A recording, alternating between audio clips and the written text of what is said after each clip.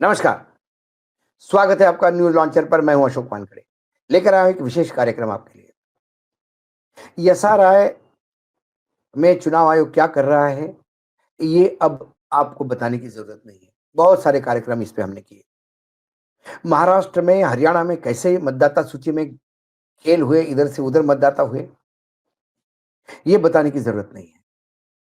चुनाव आयोग सर्वोच्च न्यायालय का दिया हुआ निर्णय कैसा अपने हिसाब से उसको ढालता है और वीवीपैट का मिलान भी करता नहीं। चुनाव आयोग हर रिकॉर्ड डिलीट करता है क्योंकि उसको पूछने वाला कोई नहीं। अब वो चुनाव आयोग क्या उपराष्ट्रपति के चुनाव में भी कोई खेल करेंगे? उपराष्ट्रपति जगदीप धनखड़ जी ने एकाएक इस्तीफा देकर, या उनसे इस्तीफा लिया गया, उसके बाद पूरे देश में हंगामा हुआ और राजनीतिक गर्माहट बढ़ी। क्यों दिया, कैसा दिया, किसने लिया, कब किस लिए लिया, ये सारी बातें अब डिटेल विश्लेषित होके आ गई। सवाल है, अब जगदीप धनखड़ है कहाँ? उनके जानकार लोग कहते हैं कि उनकी फोन स्विच ऑफ है। कुछ लोगों ने आरोप लगाया कि उनको नजरबंद किया गया है। सच्चाई सिर्फ सरकार या जगदीप धनखड़ बयान कर सकते हैं। लेकिन जगदीप धनखड़ के अचानक इस्तीफे के बाद देश में नए उपराष्ट्रपति के चुनाव प्रक्रिया तेज हो गई है। शुक्रवार को चुनाव आयोग, इसीलिए मैंने कहा कि चुनाव आयोग ने फिर क्या किया, देखिए। शुक्रवार को चुनाव आयोग ने राज्यसभा महासचिव पीसी मोदी को आगामी उपराष्ट्रपति चुनाव के लिए रिटर्निंग ऑफिसर की नियुक्ति की है। साथ ही राज्यसभा सचिवालय में संयुक्त सचिव के पद पर तैनात गरिमा जैन और विजय कुमार, निदेशक है, को सहायक रिटर्निंग ऑफिसर नियुक्त किया है।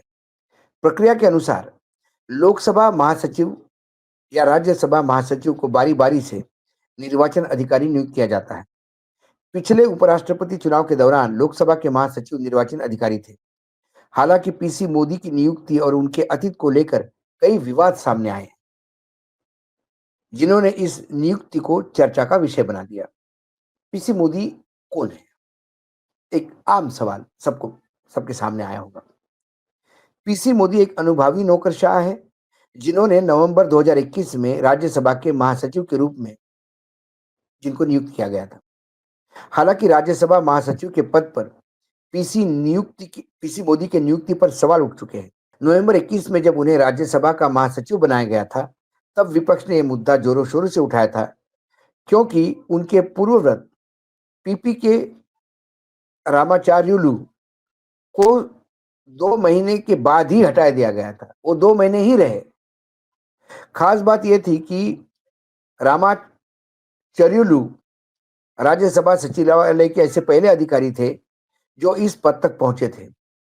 उनकी अचानक विदाई ने विपक्ष को नाराज कर दिया था, क्योंकि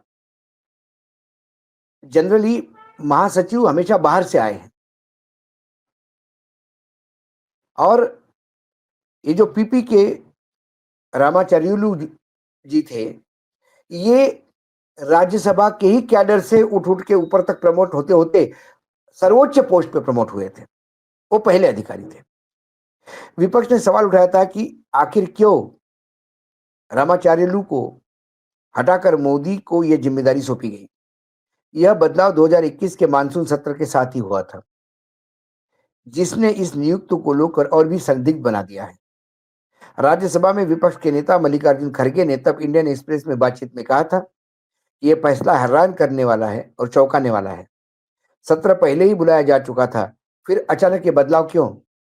इसके पीछे मंशा क्या है, हम जानना होगा। खड़गे ने तब यह भी कहा था कि आमतौर पर कानून के विशेषज्ञों को राज्य राज्यसभा का महासचिव बनाया जाता है, जबकि पीसी मोदी भारतीय राजस्व सेवा आईआरएस के 282 बैच के अधिकारी है, जो मई 2021 में केंद्रीय प्रत्यक्ष कर बोर्ड सीबीडीटी के चेयरमैन पद से रिटायर्ड हुए थे। कांग्रेस के राज्यसभा पे मुख्य व्हीप जयराम रमेश ने भी एक्स प्लेटफॉर्म पे ट्वीट करके प्रतिक्रिया दी थी। कोई आश्चर्य नहीं, डॉक्टर पीपी रामाचार्युलू एक प्रोफेशनल, निष्पक्ष और पूरी तरह से योग्य व्यक्ति है और मोदी शासन में ये 3 सबसे बड़े अपराध है। तृणमूल कांग्रेस और राष्ट्रीय जनता दल राजद ने भी इस बदलाव पर सवाल उठाए थे। टीएमसी के व्हीप सुखेंदु शेखर राय ने कहा था, यह स्पष्ट ही नहीं केवल 73 दिनों के पहले नियुक्त जो व्यक्ति हो चुका था, अचानक एक आईआरएस अधिकारी से क्यों बदल दिया गया। राजद के राज्यसभा के नेता मनोज झा ने कहा था, रामाचार्यलू एक भी सत्र में शामिल नहीं हो पाए क्योंकि उनकी नियुक्ति पिछले सत्र के बाद हुई थी और नए सत्र के ठीक पहले ही उन्हें निकाला गया। कई सवाल खड़े करते हैं। बता दें कि पीसी मोदी का नाम पहले भी विवादों में रहा है। मुंबई के तत्कालीन मुख्य आयकर आयुक्त के वित्त मंत्री निर्मला सीतारमण को एक शिकायत भेजी थी, जिसमें पीसी मोदी पर एक संवेदनशील मामला दबाने के निर्देश देने का आरोप था। शिकायत में यह भी आरोप लगाया गया था कि बतौर सीबीडीटी अध्यक्ष पीसी मोदी ने मुख्य आयुक्त को सूचित किया था कि एक विपक्षी नेता के खिलाफ सफल तलाशी कार्रवाई के कारण उन्हें अपना पद सुरक्षित कर लिया है।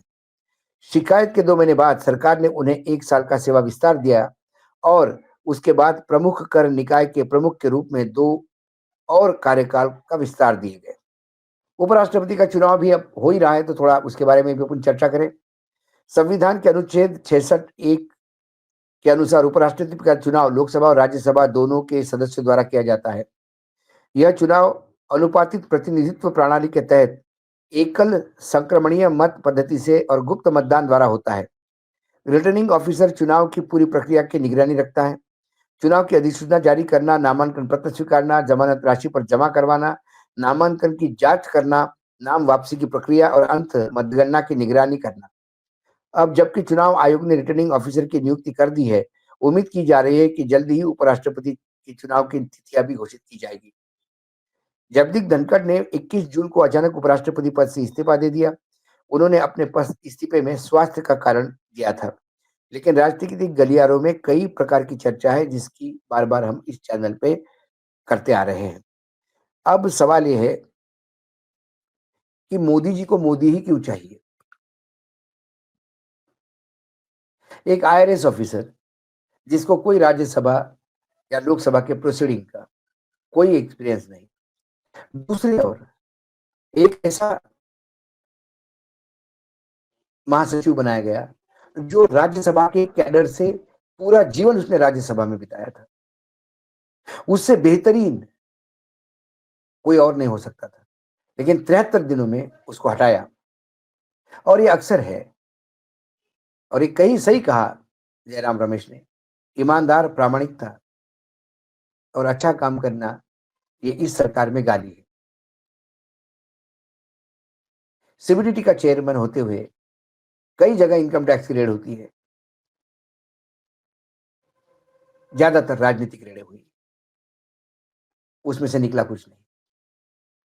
हम सिर्फ रेड सुन के बारे में सुनते हैं, पामेरियन मीडिया में हम बड़ी बड़ी फोटोग्राफ देखते हैं, नोटों के बंडल मशीनों गिनते हुए, लेकिन वास्तविकता में किसी भी नेता को सजा होता हुआ दिखाई नहीं देती, क्योंकि जिन्हें पकड़ना है उन्हें तो छोड़ देते हैं और जिन्हें प्रताड़ित करना है उन्हें पकड़ा जाता है। कुल मिलाकर चुनाव आयोग का यह भी फैसला क्या विवादित ही है। अब चुनाव आयोग का विवाद चोली दामन का साथ हो गया है। आज इस विशेष कार्यक्रम में इतना ही। कल फिर आता हूं किसी विषय के साथ। तब तक के लिए नमस्कार। देखते रहिएगा न्यूज लॉन्चर।